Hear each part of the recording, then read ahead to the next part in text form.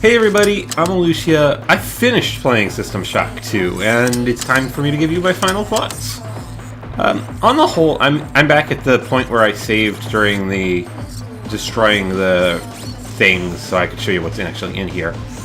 Anyway, the game on the whole I thought was really well done. It's definitely not by any stretch a bad game, but it did not. A lot of people have told me that this game was like one of the best games they've ever played, or the best game they've ever played, and while I won't deny that it is a good game, I don't think it's quite that good, to be honest. It is, but I can see why people might feel that way. Like, I can definitely see the places where this game influenced a lot of games that came after it, and could have been a very classic kind of game for people to remember as, this is a game that I thought was really awesome, that was really amazing. That's not hard to believe for me. Although it probably would never qualify as that for me, probably mostly because I'm playing it now and not when it was brand new. But on the whole, it's definitely a good game. And a thing. I assume that this is Dr. Delacroix, right? They've got me now, and Shodan has abandoned me. I'm not surprised. I've discovered her plans for the faster-than-light drive. Her will is only matched by her imagination. If she gets access to the... Oh, and it doesn't actually tell us anything. Okay, good to know. The other thing that... The systems in the game kind of bother me, I'll be honest with you. See, like, if I look at my skills, the skills feel... That's not skills. Skills. There we go. Like, the skills are kind of an interesting concept, but I don't think we're very well executed, to be honest. Like, past the early game, I never felt like there was any reason for me... Like, I was restricted by them in any way. Because you got so many points that you could do basically everything past the very early game. And in the early game, they were just frustrating because I spent a ton of time with, like, no ability to repair or maintain my weapons until I had to put points into them. Admittedly, that was partially my fault, and if I was going to play again, I would definitely put points into repair and modify and maintain at the very beginning of the game. I'd start with a little bit less hack, but by the end of the game, you can get maximum amounts of everything, basically. At least everything that matters, because repair... You don't need repair or maintain or modify to be max levels to do those things, because there are items in the game that just do them, like the French Espadane device, which I ended up using as a thing to repair my, well, yeah, I am that fidgety. Anyway, to modify my plasma cannon, because I didn't have maximum modify skill, and that's what you need to do the second bonus to the fusion cannon. So, it doesn't feel like there's any reason to push your skills all the way to the top, except for a few of them, like hack and your weapon skills that you're primarily focusing on. I never took psionics, and I don't feel like I lost a whole lot from losing psionics. There wasn't... I mean, maybe there's some stuff in psionics that was absolutely awesome and would have massively helped me, but I don't see anything, you know, I never felt when I was playing through the game with just the guns, like I needed anything other than just the guns. Which is part of why I never put points into this. I never felt like I really needed it. The kinetic redirection would probably have been kind of useful in some places, because there were occasionally items that you couldn't get to otherwise, but they were fairly rare and not anything particularly unique or interesting or, you know, massively out of line with what you would have had without it, so there wasn't really much motivation for me to put points into it. Similarly, like, it didn't feel like the skill system added very much to the game, especially since a lot of the points you got for it were just for doing the main storyline. You got most of your cyber modules just as rewards for doing whatever it was that Shodan told you to do. So it wasn't like there was a strong motivation to do other things, you know? You got small amounts of them for, like, exploring and picking them up off of other dead people and stuff like that, but it was usually in groups of, like, 4 or 3.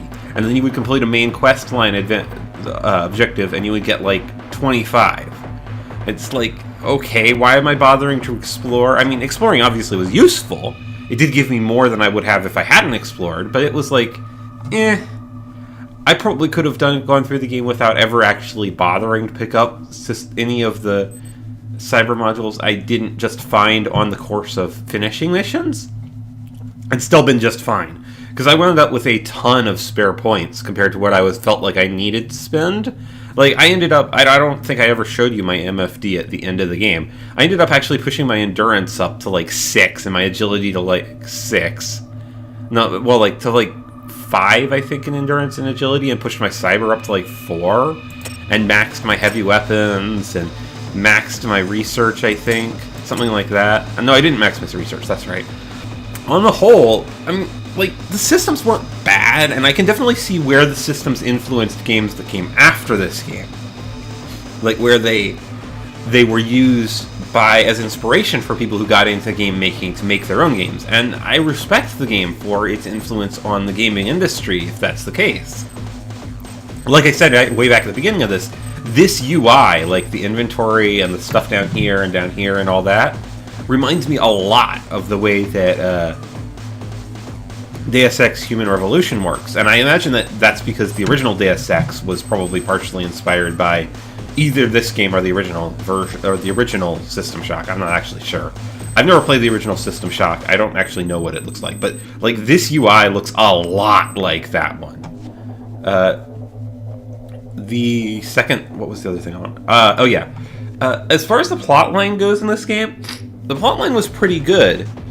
But it had some definitely bizarre moments in it. Like, I talked about the faster-than-light drive system in the last video, I think.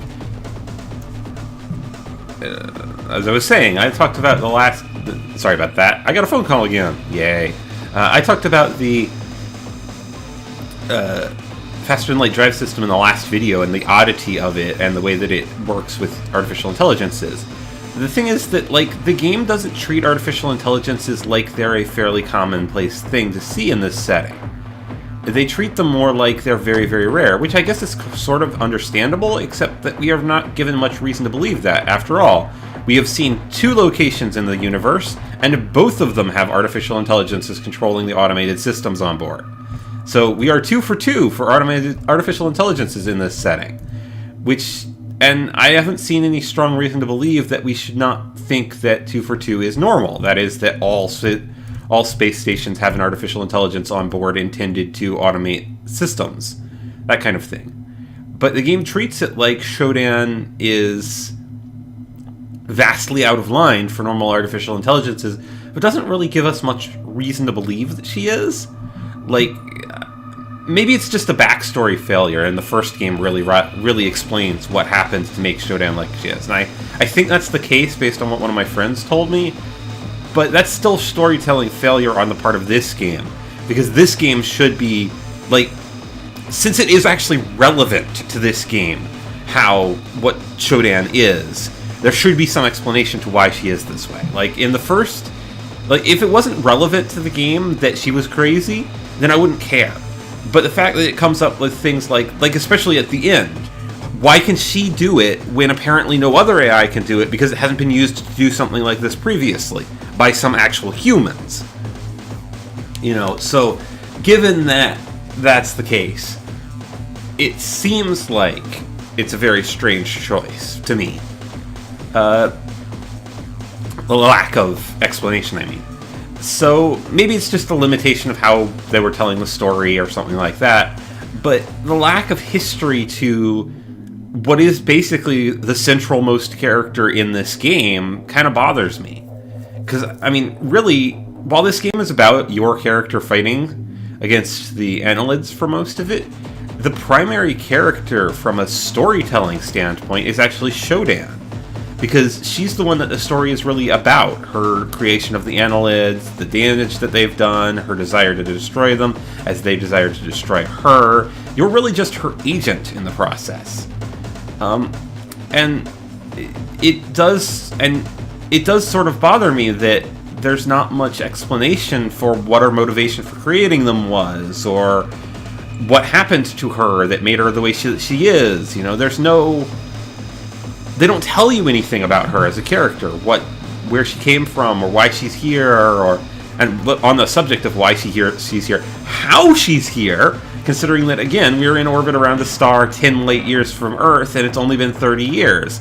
which means that chunk of space station had to be traveling at about a third the speed of light, which means it hits a planet with, like, probably in the teratons worth of energy, like enough that it should either be completely instantly destroyed or buried under, like, miles of rock as it digs itself a crater big enough to swallow a continent.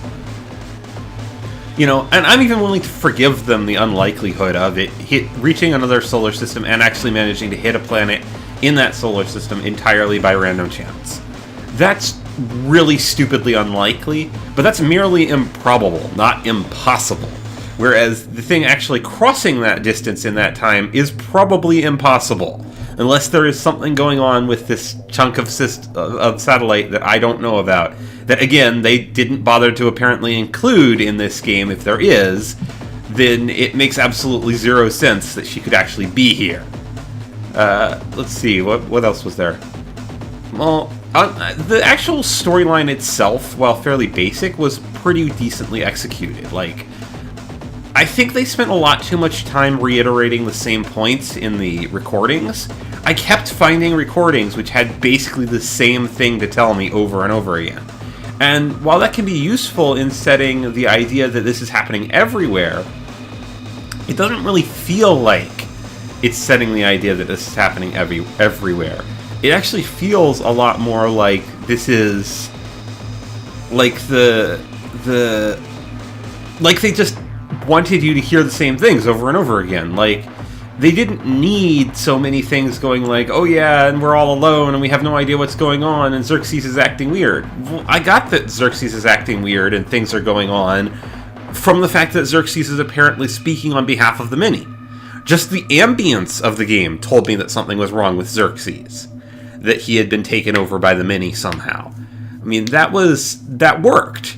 Like, just the ambience of that worked really well. It was still confusing to me as to why, but now that looking back on it, I think I know why, and the answer is because you remember way back when we found a recording that mentioned that Xerxes' security protocols were weak, that someone had hacked into him to make him sing all night. So the obvious assumption is that since the many took over people with psychic powers, they took over somebody who had a control over the computer systems and reprogrammed Xerxes to be loyal to them instead of to the humans. That would make sense. You know, was a little bit subtle to me, but I'm thick as a brick occasionally. But, you know, that works. That actually does work from a storytelling standpoint. But we didn't need, like, a dozen things which were all like, I felt like I was part of Mini, or it's so wonderful to be part of Mini, or things like that. Yeah, because I get it past the first couple. Like, maybe 2 or 3? But I think it would have been better had they had they had a couple of characters they were following in those notes, which were talking about, you know, like, being trapped, running away, trying to find this escape pods. And those worked. Those were actually really good. What they didn't have, at least as far as I can recall, which they really should have had, was someone, like, documenting their progressive change from human into the many, into a member of the many. So from the start of, you know, being a normal person, weird things are happening, to encounter the worms for the first time, to starting to become enamored with the worms, to becoming a willing servant of the worms, to the worms have joined with you, to making this jump to ascension with the worms, and telling it from the standpoint of having the characters, like, personality degrade as it goes, because that appears to be the way that it happens with the many, because when they're fully integrated, they don't seem to have any individual will. Maybe they do, it's kind of hard to tell. But, like, something like that would work really well.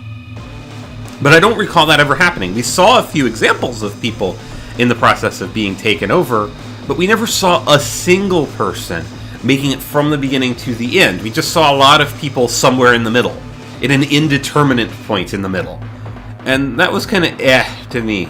It didn't feel necessary, and it felt like it hurt in some ways, and it didn't add to the atmosphere in a particularly strong way. Especially because you're never in any danger of being like mind controlled by the many.